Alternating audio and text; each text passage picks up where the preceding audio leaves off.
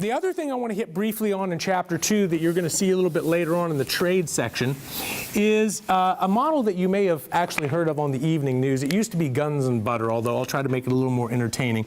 I need somebody to be a king for a minute, and we're going to come up with a little fictitious economy that can only produce two goods, just because I only got two-dimensional axis here.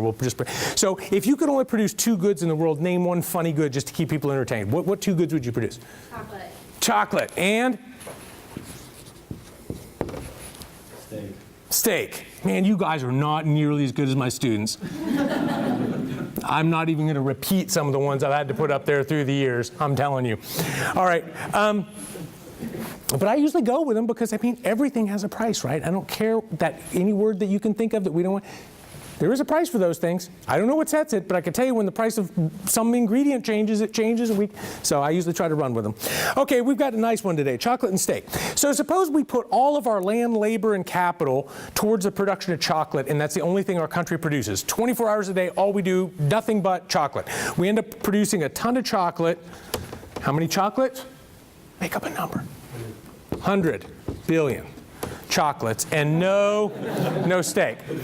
And on the other hand, we could put everybody towards steak and nobody towards chocolate. So all we do all day long is produce steak, all of us. How much steak do we produce? Make up a number. 17 trillion. Although you guys are okay with big numbers like that around here, I forget. You know, my students. All right, so we've got a choice, 17 trillion steak, no chocolate, 100 billion chocolates, no steak, and of course we could do half and half. We put half the resources towards one, half the other.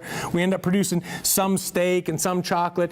This is called the production possibilities frontier, and it shows all possible combinations that we could produce by devoting different amounts of land, labor, and capital, or resources, towards one thing versus the other and shifting them back and forth, right?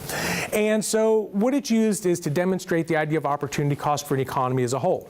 So for example, suppose our little island economy is operating at point A where we've got, 90 billion chocolates and 4 trillion steaks being produced, and you guys pass a law saying we want more steak, mandating steak production to go up to 6 trillion.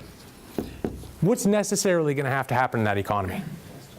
Less chocolate. You have to, right? Because if you want more resources devoted to steak, you've got to take resources away from chocolate.